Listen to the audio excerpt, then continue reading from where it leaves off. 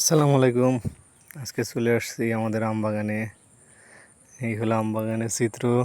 ঘন কুয়াশায় পানি জমে গেছে। গাছ দুঃখিত, ঘন বর্ষায়, ঘন কুয়াশায় না, পানি জমে গেছে। চলুন দেখি। এই পাশে এটা আরেকজনের আম বাগান, আর এই পাশ থেকে হলো আমার আম বাগান। উপরের দিকে তেমন কিছু হয় নাই, কিন্তু নিচের দিকে যথেষ্ট পরিমাণ পানি জমে গেছে।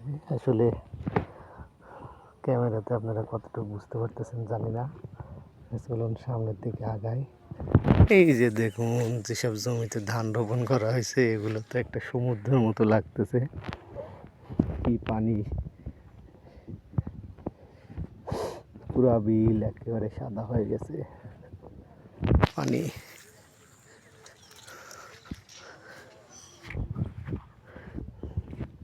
ওদিকে গেলে হয়তো আপনাদের পাট ছুলানোর ভিডিও দেখানো যাইতো।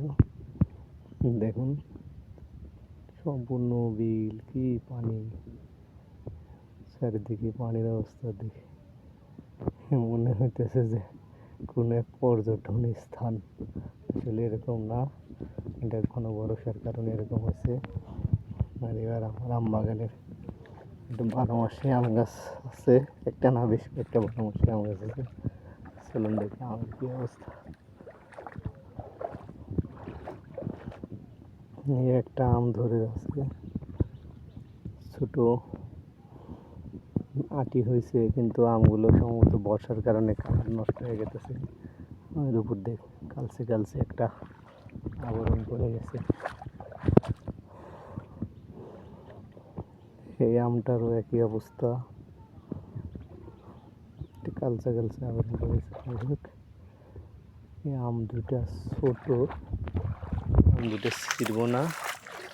ওই পাশের একটা আম আছে, এটা একটু বড় আছে, এটাও ছিঁড়ি, কিন্তু এটাও কালচে কালচে আবরণ চলে আসছে। হ্যাঁ, কী করবেন, আর কাঁচাতাই ছিঁড়তে হইতেছে।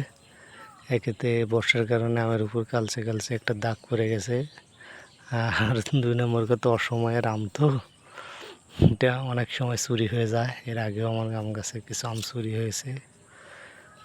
এইটা আপাতত আজকে ছিঁড়ে নিচ্ছি, বাকি দুইটা আল্লাহর ভরসায় রেখে দিই।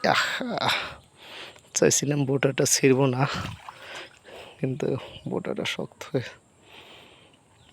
দেখুন পানি কি পর্যন্ত, এখানে কিন্তু যথেষ্ট পরিমাণ পানি। আপনি